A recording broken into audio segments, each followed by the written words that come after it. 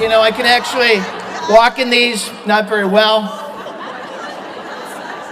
But I think it's only fair every once in a while that a man should spend a little time in women's shoes. So thank you for that.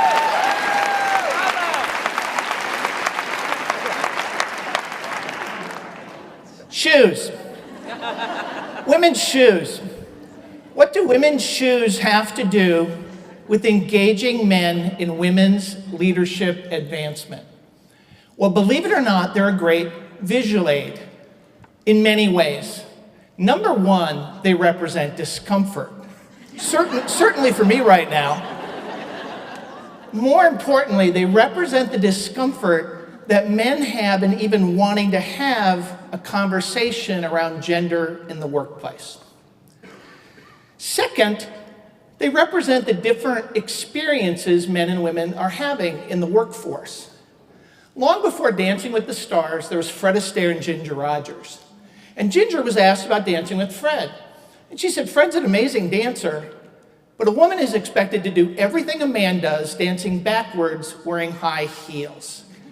And I think this is a great analogy because men and women are having different experiences in the workplace.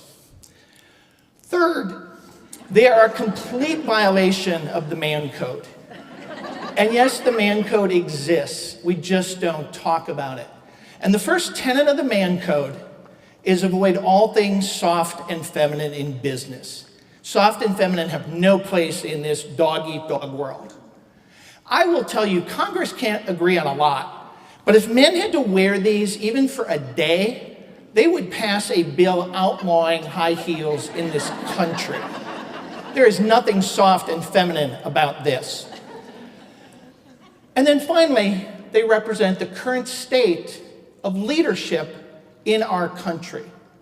If we look at 20 pairs of shoes, 17 pairs at the leadership level of most organizations belong to men, and only 3 pairs belong to women. And if we go up even higher to the C-suite, to the CEO number, to the board, that drops to 1 pair. We have this belief that women are making progress in this country when in fact progress has stalled, and it's been stalled for about 10 years. We have amazing talent, but it's bunched up just below that leadership level. And so that's why we have to have this meaningful conversation about engaging men. Why men? Well, because we're still 85% of senior leadership, which says we're 85% of the problem, but we're also 85% of the solution. And so it's about time. It's about time we stop asking women to lean in and we ask men to stand up. Thank you. My goal today is to share with you tips and techniques about how you can go back to your company and have a comfortable conversation with the men in the organization. And so speaking of comfort, I'm going to get out of these. And yes, the irony is not lost that I can take these off. And talk about men. Why is a man leading a women's conference? Well, number one, as I mentioned, we're 85% of senior leadership. And so our engagement is critical in advancing this initiative. And so with that, I want to acknowledge the 35 brave men who came out today. Give them a round of applause.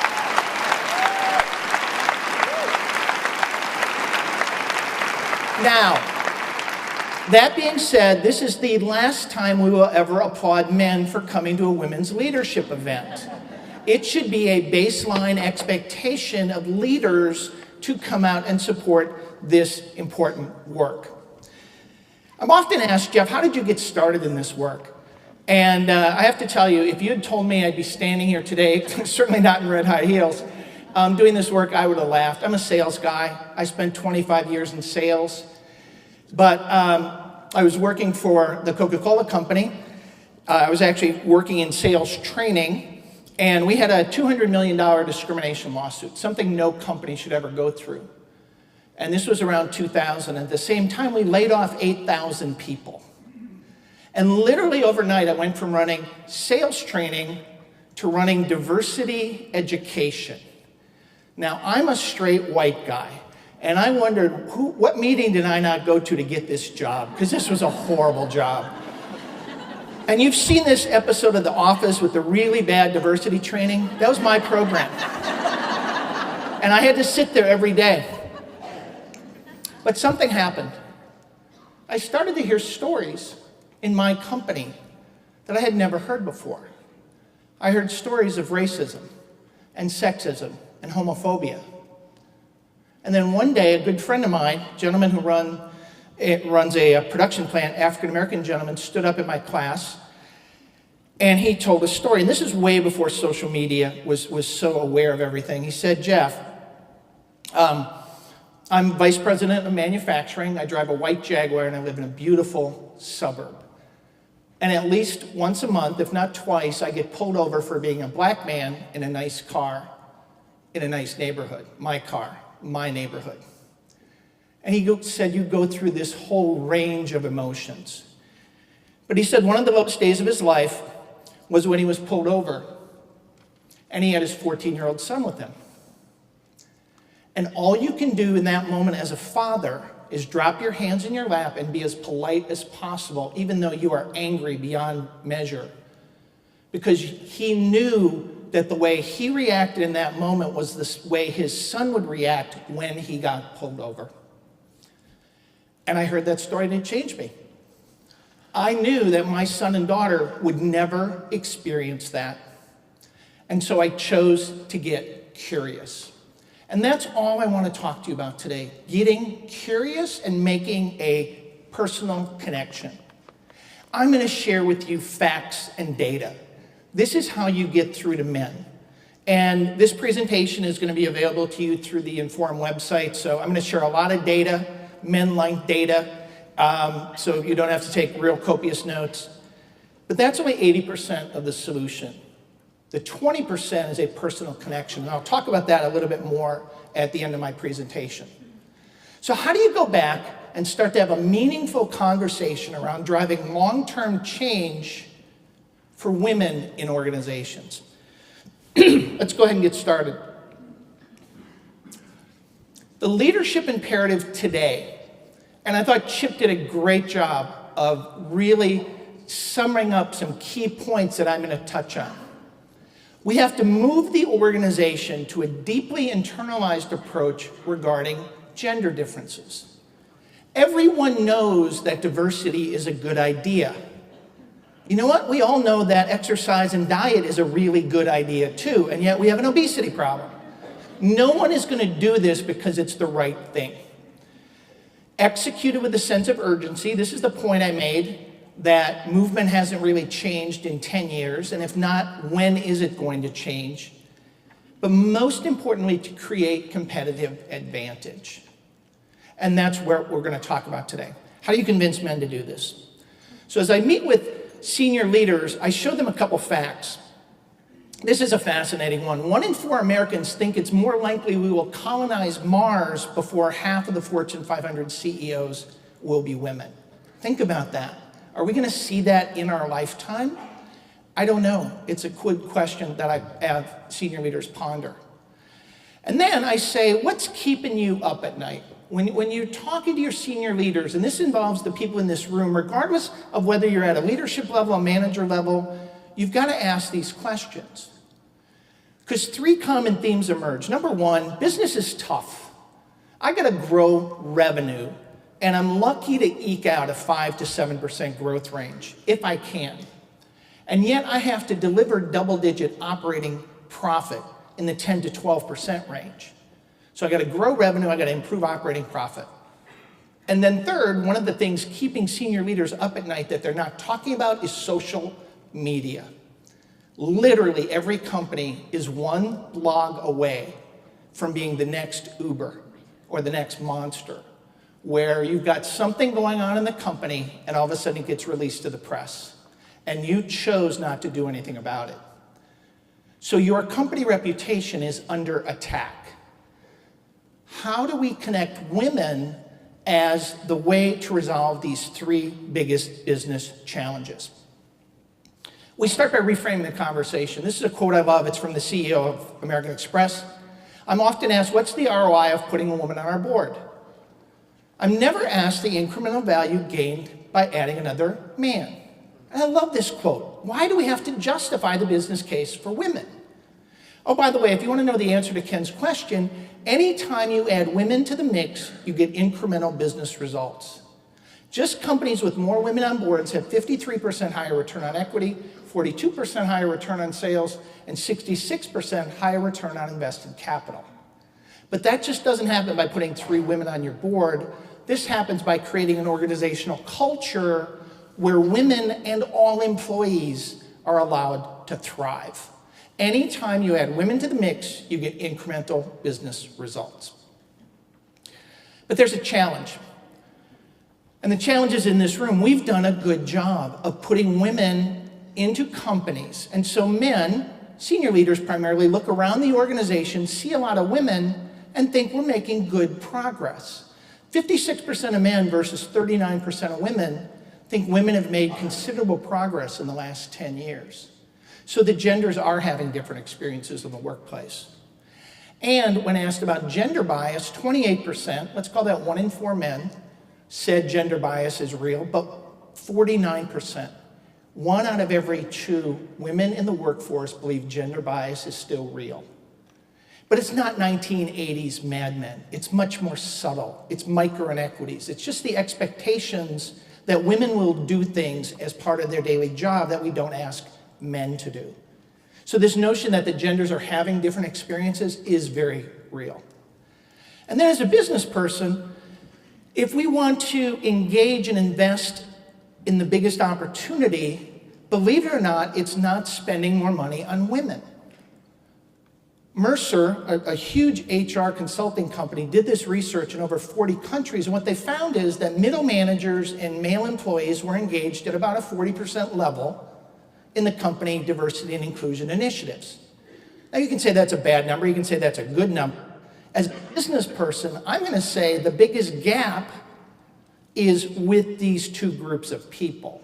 And those are the groups we need to be talking to. We don't have to convince women and people of color that diversity is a good idea. We've got to focus where the people are. And again, if you do that, you get incremental business results. Mercer went back a year later, looked at best-in-class companies. We're at 48%. That's a 25% increase in productivity. So even if I'm half wrong, I just put 12 points of operating profit on your bottom line by investing in these 2 key groups. So how do you start to do this? You got to answer that why. Grow revenue through innovation and understanding your customers and consumers better. Improve operating profit through talent and engagement. Enhance your company reputation. And it's what great companies do. You know, I would have been shocked if Chip had gotten up here and gone, Wolverine really wants to be a mediocre company to work for. No, that's not the kind of companies we work for. We work for great companies who are pushing the envelope. And this is now part of the real world. Let me tell you what it's not. It's not a journey. I hear a lot of diversity and inclusion people say, our company's on a diversity journey. I was never on a sales journey. If I didn't hit my quota every quarter, they fired me. And yet we let companies get away with, oh, we're on a diversity journey. No, companies implement long-term strategic plans. People go on journeys. I'm still on a journey of discovery. It's not a nice thing to do. It's not a women's thing. And it's not a men lose, women win. Men carry a bias that says this is zero sum. If I'm advocating for women, then aren't men being left behind? And what I would tell you is based on the National Association of Female Executives, this is 75 companies who publish their advancement data. In best-in-class companies in this country, 2 out of 3 promotions still go to men, only 1 in 3 go to women. So there is no definitive proof that men are being impacted negatively by advancing women and people of color. So that's the why. How do you go sell this? You gotta sell it with a baseline business case. And I call this the 80% solution. Everything I'm gonna give you is based on a minimum of 80%. Easy to number. I'm a man. I like easy numbers. And 80% is just overwhelming. Let's start with revenue. Women are the economy of the United States. You spend $7 trillion. In fact, US women are the third largest economy in the world. You drive the entire economy through the things you buy and the things you influence buying. Let's look at some categories. Financial services, 89% of financial services, we're gonna call that household banking. But here's an interesting trend. Wealth management companies are looking at the numbers. And $20 trillion in wealth is gonna be transferred to women when their parents die and their husbands die. And oh, by the way, for the men in the room, we always die first. If you haven't talked to your financial planner, you know, your wife runs out to like 98, we just kind of drop off somewhere. And you're really gonna ask them. Oh, but here's what happens. You've now inherited all this money, and the first thing you do is fire the male financial planner your husband had because he's always been patronizing to you. 60% of the time, a woman fires her male financial planner and turns to her best friend and says, who are you using? Gosh, that sounds interesting.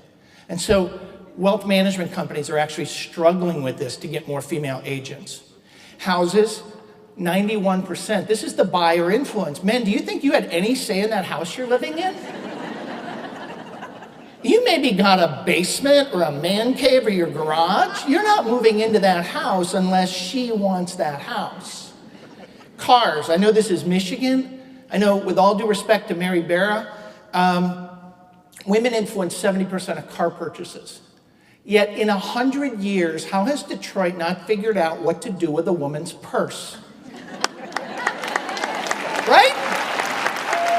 You put it on the passenger side seat, you hit the brakes, and your whole world goes spilling out in front of you. We've got a lot of really smart people in this state. Can somebody please figure that out?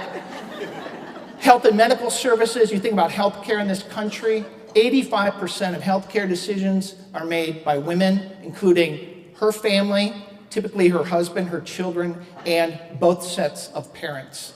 So women are the healthcare system in this country. Do-it-yourself home improvement projects, think Lowe's and Home Depot. I'm not sitting around on the weekend going, oh my God, that bathroom is hideous. We gotta paint that foyer. No, I'm pretty happy not doing that stuff. You get us up and moving. 83% of all consumer purchases are made by women, including men's underwear. Women buy more men's underwear than men do. Think about that one for just a minute. What if you're not a B2C company? What about a B2B company? Well, believe it or not, up to 40% of purchasing agents today are women.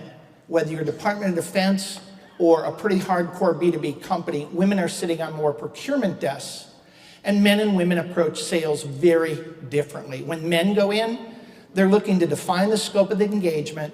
They want to clarify the rules of the game. They are fairly transactional in the way they approach customers. Women are looking for opportunities to create relationships. This is based on a Harvard Business Review study. If you're a B2B company, please go read it. There's a great quote. It says, you can't show up with a bunch of 42 longs and expect to be successful today. And it's true, because the buying desk is changing. So that's the top line stuff. That's the revenue stuff. Let's talk about talent in this country. There's a fascinating phenomenon taking place that not a lot of people really understand. 10,000 boomers a day, largely older white men like myself, are leaving the workforce. 10,000 a day, every week, every year for the next 7 years until we're gone. So if you think we're the problem, good luck, you're inheriting all this. There's a massive movement of talent out of the company. New entries into the workforce, this is the 80% part. 85% of new entries into the company are women, people of color, and millennials. And so we can't talk just about a women's strategy without talking about these other huge cohort groups. People of color, this is an interesting one. Majority minority is actually a term that the Census Bureau uses. Well, 5 of the largest states in this country are already majority minority, and another 4 states are closely behind. And so this whole notion that the workplace is changing pretty rapidly, yeah, it is, and it looks significantly different than the workforce and leadership does today. And then let's talk about millennials. You know, we joke about millennials. Did they come from another planet? Boomers, if you have a problem with millennials, look in the mirror. You raised them. You have nowhere to look beyond yourself. I happen to believe that millennials are the answer. Here's what you don't know. Yeah. They're the largest percentage of the workforce in 3 years. The largest percentage of the workforce. They're going to be 75% of the workforce by 2025. And they think and act differently. 44% of millennials say, given a choice, they will leave their current employer in the next 2 years. 66% want to move on by 2020. The #1 major today is entrepreneurship in business schools. So the best and brightest might not even be knocking on your door because they saw their parents outsized, right-sized, and I want to go work for myself. It brings a different mindset. And while we're talking about gender, 12% of millennials identify as transgender or gender non-conforming. Is your company ready to talk about these issues and this evolving workforce? And then finally, women. Women are getting 60% of the master's degrees and 58% of the bachelor's degrees in this country. If you need a bright, talented workforce, chances are today it's women. And I apologize, I don't know the Michigan number. What I'll tell you in the state of Georgia, and I'm sure the Michigan numbers are very similar, in 23 out of 25 schools, the top universities in Georgia, women outnumber male enrollees. The largest school that doesn't have majority women is Georgia Tech. They just announced a 49% female freshman class. So if you need bright, talented, knowledge-based workers, chances are it's a woman.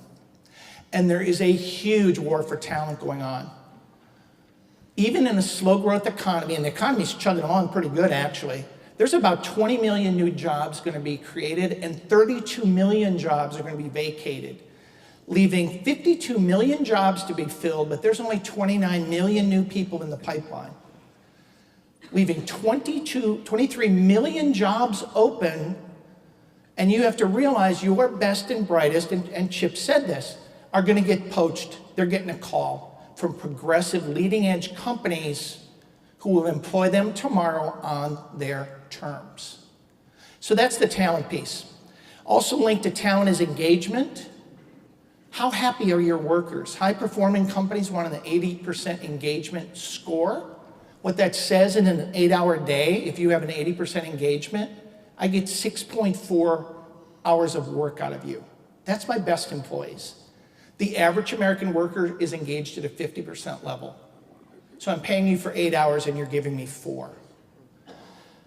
And when asked, 78% of business leaders rate engagement important, but only 15% are ready to address it. And then finally, innovation. You will not drive innovation without a diverse and inclusive workforce, allowing people to show up with their whole selves. So these 4 things, revenue and talent and engagement and innovation, have to equal a locally relevant business case. It's great that I'm spouting all these national numbers, but that doesn't mean anything to me as a middle manager in your company. You've got to think about how this impacts you and how I can actually hold you accountable to this. So how do you visualize this?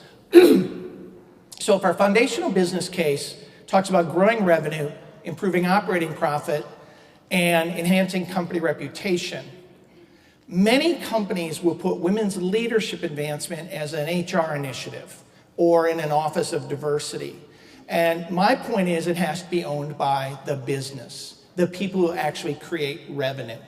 And when you look at that, that's the 2 largest groups in our organization. That's sales and marketing, and that's operations and supply chain. So these left-hand columns actually have to own your women's leadership strategy. And then human resources and senior leadership needs to play key enabling roles. And then finally, you need an integrated communication strategy so that everyone in the organization, internally and externally, knows why you're doing this. Who's doing this well? Who's out there? There's a bunch of companies. IBM, you don't have to be a big company to model this. IBM said, our customers are changing. IBM wants to put 5,000 women in customer-facing roles. And what they're doing is they're taking their best back-of-house support people and they're moving them into sales roles in a very slow process, encouraging them, supporting them, making them successful. Why are they doing this? Because their customers are changing. There's more and more women sitting across the desk in the IT world. Supply chain and operations, GE just announced, and GE is struggling as a company, but they announced they want to move 20,000 women into engineering and supply chain roles. How are they doing that? They're building, they're borrowing, and they're stealing. Because they realize no one wants to work at GE. You know, this is a big brick and mortar monolith, and I'm a millennial. Why would I want to go to work for them? And so you got to look at yourself in the mirror and say, am I a GE? Am I a Sears? Or am I a destination for bright young talent? Human resources, who's doing this well? This is actually one of my clients, Bacardi. You know, everybody thinks of this brand. One of my favorite customers. They have a lot of fun at their sales meetings. But they actually trained 100 men as gender champions, and because, given the distribution network that they work through, these men are now going out and educating their customers on how to be better places for women to work. So that's what best in class looks like. Then finally, from a senior leadership standpoint, Sodexo has been on this for 20 years, and their CEO talks about it at least once a week. They hold senior leaders accountable for creating and implementing diversity plans. And here's the last one, Walmart. Walmart, about 5 years ago, slowly started to implement a women's strategy. But one of their criteria was, if you're $1 billion supplier to me, I want you to increase the number of women and people of color calling on me, Walmart. Think about that. What are you going to do when your largest customer says, I want you to change the salespeople to be more reflective of my consumer base? And this is public information. This isn't something private. And so who else is going to do this? Is Target going to do this? Is Meijer going to do this? Why not? It just makes good business sense from a company reputation standpoint. And so that's how you go back and talk to your leaders about a comprehensive framework. Everything communicates. And we can hold people accountable for results. And we can measure this stuff. So that's how you bring this together. And I realize you're not all in big companies. This strategy works whether you're a big company or a small company. IKEA does this at a department level on a clean white sheet of paper. A manager will come into a department and say, tell me your diversity plan for next year. And they will craft it, and they will both sign it. And I'm going to come back in 6 months and hold you accountable for what you committed to do. So I don't want you to think if you're not a big company, you can't be doing this. You can do it. You've just got to think mindfully about how we go about it and what the business case to do it is. So that's the 80% stuff. That's the head stuff. But engaging men takes more. I have found that the 20% stuff is the heart stuff. So who are these men who want to support you, who want to actively get engaged? I've actually found about 30% of men in organizations are ready and willing to help advance women, but you need to invite us in. As I started with, it's not a comfortable place for most men to go. Who are these guys? You know who they are. They're your coworkers. They're men with a strong sense of fairness. They just wear integrity on their sleeve. They have a very non-biased view of talent.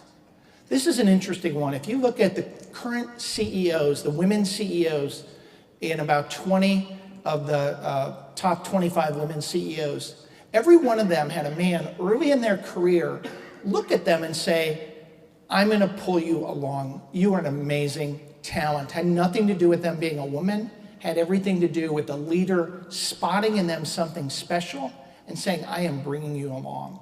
And we know people like that. They've got an understanding of the business case. They know how to talk about it. I loved the opening keynote, really made great connections points. And then finally, I have found there's a personal connection. We've got to get something done to jumpstart this connection. And what is that connection? I have found for most men, it's either having a working spouse, maybe they were raised by a strong woman, but more so, the number one compelling factor is having a father who has a daughter, regardless of the age. And this sounds really funny for women in the audience, but believe it or not, men never make the connection that if I'm not advocating for advancing women today, I am actually betraying my daughter's future. And it's because we never made the connection. And I can attest to this firsthand. I wanted to raise a strong daughter, as do most fathers. I encouraged her, whether it was music or sports. I made sure my daughter went to a great college. And when my daughter graduates and makes 78 cents to my son, when my daughter graduates and goes to work for a company, my company, and I know Ron down the hall is a complete fudsicle and a sexist, I choose to do nothing. I choose to do nothing for one of the most important people in my life. And I'm going to tell you, the way we're going to drive long-term systemic change for women is to get a bunch of angry fathers to realize the responsibility that they have to go out and advocate for women.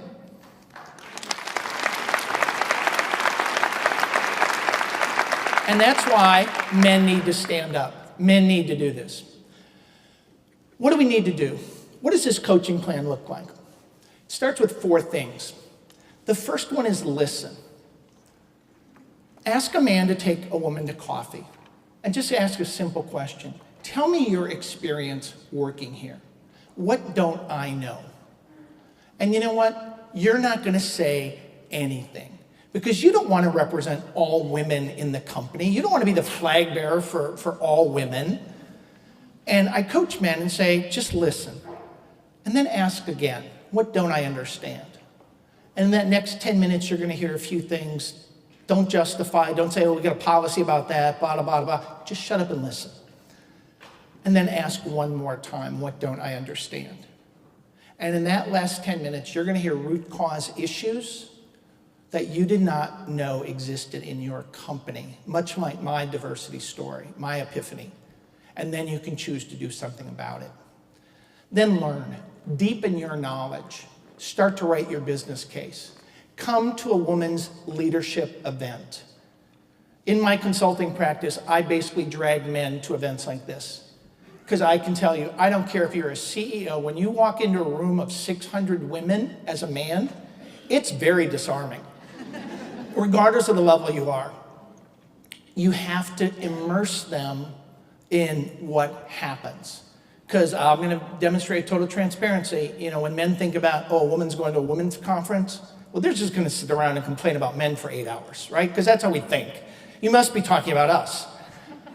And in fact, nothing could be farther from the truth. You hear amazing keynotes, like our next keynote that's going to come up and talk about the sisterhood. And you're going to attend breakout sessions. And you're going to network and you're going to connect. And you're going to hear for 7 hours how women are connected to the business. So you have to bring men to events like this. And then they can lead. And sometimes leading is just showing up and starting to talk about it. And finally, have the will. You have to have the will to ask tough questions. And regardless of the level in your organization, I want men to ask 3 questions. Number 1, how many men did you lose last year and how many women did you lose last year? Because I guarantee you, you will have lost more women in your organization than men. But you can't take the reason, and then you ask why, and they'll say, well, you know, she wanted to go home and spend more time with her family. No, that's not an acceptable answer. I want you to call her and follow up with her. Because 60% of women, after leaving an employer, re-enter the workforce in either their own job or another company or your competitor who is giving them exactly what they want. So this notion a woman leaves your company to stay home with her family, no, that's not what's driving it. It's the culture, it's the managers in the organization. And she's just gonna use that to tell you that. So number one, how many men and women did you lose? Number two, very simply, what's your plan for next year? What's your plan for next year? How are you going to grow your organization to match the demographics of the workforce? Show me a plan. And then number three, how are you going to engage middle managers and men? Those are the three questions. And then you have something you can hold them accountable to. And that's how we start to drive change. Listen, learn, lead, and have the will. And the will is where advocacy lives. I've been talking about men for the last 20 minutes.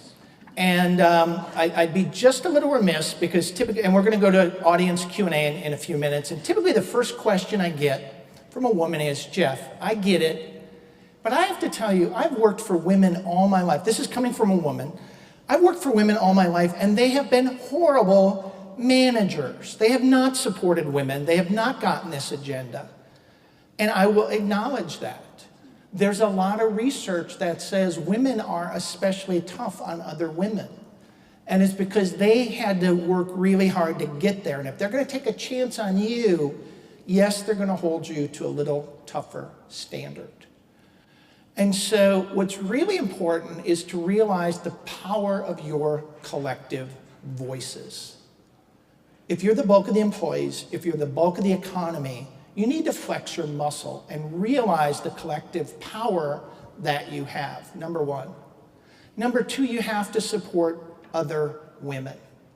Whether you know it or not, men are very supportive of each other, even if we don't like the guy. It's just part of the man code. And so you've got to realize you're all in this together. And then finally, you have to be inclusive of women of color. And this is sometimes an awkward conversation, but a lot of women's leadership strategies, a lot of organizations with women's leadership groups are not mindful in inviting in women of color who are having yet another significant experience than Anglo women are. And so as you go back to do this work, and I think it's great that you're coming up next to talk about the sisterhood, because that's going to be a very inclusive message. Remember to include all women in this conversation. So with that, I'm all about action. At your table is a piece of paper, and it's called the Advocating for Women Initiative. This actually comes in three versions. One is the Father of Daughter Initiative, one is Women Championing Women, and the other is Advocating for Women. And what I'd like you to do is take this back. If you want a different version, you can download it. They're going to be available on the Inform website.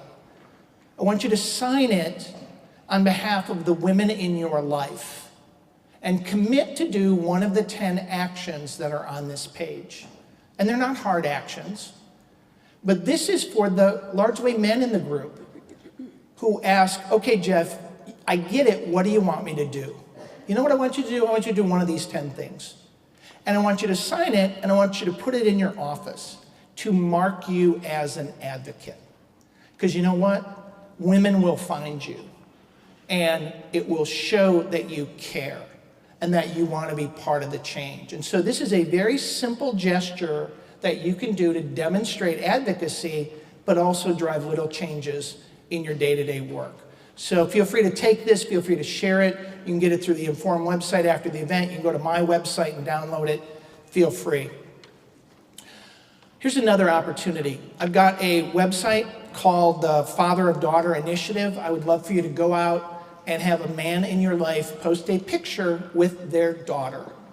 And this picture you see is me of my daughter and my new granddaughter of 3 months. And I'm very excited about that. And as I looked at little Harlan, I said, oh my God, I'm going to be doing this work for another 20 years because now there's another woman in my life that makes this real special. So again, symbolic gestures are very, very important. I've got one other thing. My big thing, if there's a single takeaway, is I want you to start talking about gender in the workplace. This is my newsletter. It comes out every 3 weeks, and it's just a short article to read and 3 questions for you to ask. You can use this in your women's resource group. You can use this in a staff meeting. It's free. And so feel free to sign up for this. Find your own article in USA Today or Time or Fortune or on the web, and just use this to drive conversations in your workplace. So that's the leadership imperative. Move the organization to a deeply internalized approach regarding gender differences, executed with a sense of urgency to create competitive advantage by taking personal responsibility. So with that, we have about 10 minutes left, because I wanted to build in time for Q&A, and we've got microphones on both sides of the room. So if you have a question, we have about 10 minutes to take questions. Go ahead and make your way over to the microphone. I am going to ask somebody if they wouldn't mind for a bottle of water, since mine got taken off stage somewhere. So we're going to go to Q&A, and we have somebody coming up. Thank you. We have someone coming up right there. Yes, give your name, your organization, and your question. Jeffery, Becky Puckett-Wood with Informed. Thank you so much for what you're doing for advocating for women. My question for you, in light of the Me Too movement, how do we get men to have the courage to step into the conversation? Yeah, thank you. That's a great question. And I will acknowledge there are men who are concerned about having this conversation. And kind of my point of view on this is, if you're concerned that you did something wrong, you probably did something wrong, and you do have reason to be concerned. Sexual misconduct, sexual harassment is a heinous issue that is only going to get more and more in the news. And you just do simple math. If there's 60 million men in the workforce, and let's say just 5% of them have behaved inappropriately, that's 3 million potential situations that are still going to arise. This cannot stop men from having the conversation. Because what I'll tell you is, I'm going to go back to my 80%. 80% of men have done nothing wrong. We want to show up. We want to be good coworkers. Every one of you has, I'm sure, a code of conduct, a mission statement with our company values. These companies that are coming out and saying, oh, we're not allowing men and women to travel together and all this other horse crap, they're 50% of your workers. Are you kidding? So we're going to stop mentoring and sponsoring 50% of our workforce? It just doesn't make sense. And so live your code of conduct, reflect on the values that your company values, and sadly, this heinous minority is going to continue to make headlines. We've got to get better than that, and the companies you work for will be better than that. And so we've just got to choose to have senior leaders say, you know what, I understand this, we have a zero tolerance policy, I expect people to live up to our code of conduct and our values, and senior leaders have to say, I do not want men stopping mentoring women, sponsoring women, traveling with women. It just doesn't make any sense. So thank you for that question. Thank you. We have another question over here. So how do women... I'm sorry, what's your name? Oh, I'm sorry, getting right to business. Crystal Dutil. Hi, Crystal. And I'm from GRCC, so okay. Community College. How do women show up for their male champions? So in the workplace, what does that appreciation, encouragement, support look like? Yeah, that's funny. That's a good question. By and large, we don't want any big recognition because the men who are choosing to do this work are doing it because they just believe it's the right thing to do. And so I subtle congratulations, talking to them offline, asking them, to role model and engage other men is probably the best way to do that. Really use them as a groundswell. Because this is what I will say in the work that I do. Men are ultra competitive. If I think Ron's getting ahead because he's doing this women's thing, well, I'm not opposed to that. I got a daughter. And so, yeah, what do you want me to do? So I'm also a big believer, and it's funny, we talked about this at dinner last night. Also realize you're not idiot whisperers.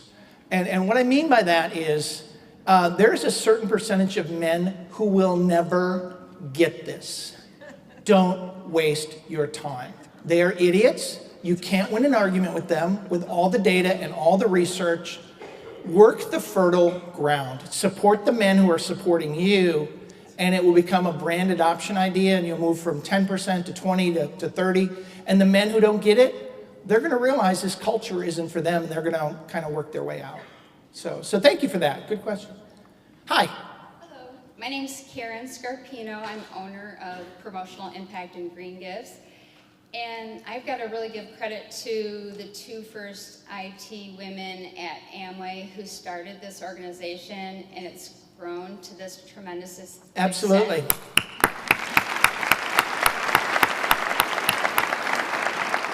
My question, it might not be super clear, but since you started YWomen.biz, I'm thinking you might have the answer. But I was looking for business women that inspire other business women. I was looking for it on YouTube, Google, and in my mind, I'm kind of ruling out women that make their living off of feminine things, like the gal who started Spanx and Martha Stewart. Right. And as much as I love Oprah, it's more was daytime selling to women originally, or targeting women. Yeah. But all the women in this room and other successful women that are just succeeding as entrepreneurs and business people, I don't really see like a big YouTube channel or a great venue. And so I'm just wondering if it does exist and I don't know about it, or if there's a void there. Yeah, it's fascinating because I run in a consultant circle, and what you find is the hot companies that get this aren't calling it a gender initiative. Tom's Shoes does not have a gender initiative. Whole Foods does not have a gender initiative because they don't need one. Their culture is just so supportive. Some of the places I might think about looking, Fast Company, I know does a women's, I believe they do a women's leadership initiative. I can't be certain about that. But there's other great organizations, NAFE, National Association for Female Executives. Catalyst is a good one. Those are, primarily larger organizations.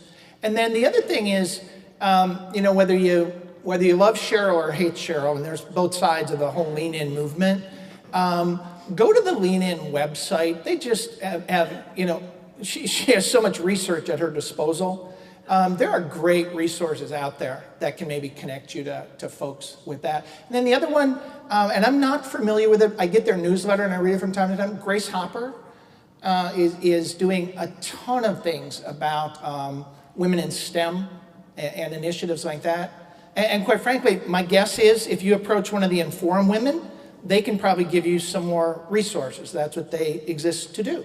So look up one of the Inform women. So thank you. Last question. Oh, is there? I have one over here. Yes, perfect. Last question. Scream into the mic. No, that's fine.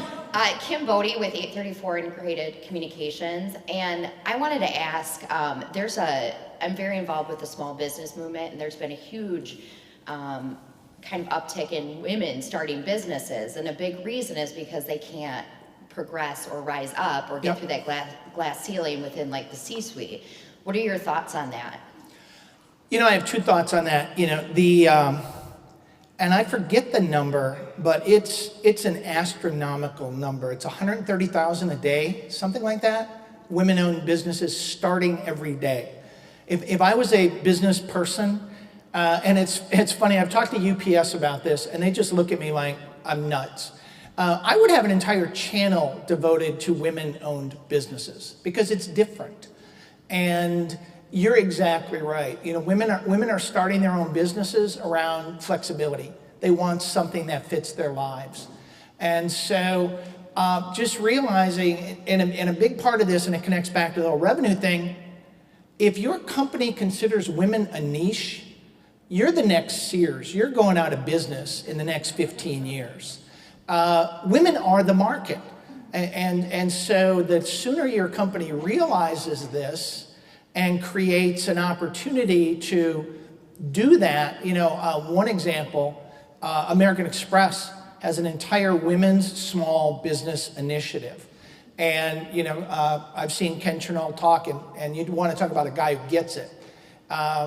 It's an unstoppable machine in this economy. And so I would encourage everybody to go out and support women-owned businesses any way that they can. And then on the flip side, realize it as a business opportunity. So.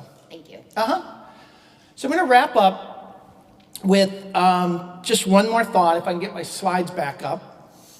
And that is, I want you to leave, and I want you to think about shoes. Not size 14 red pumps,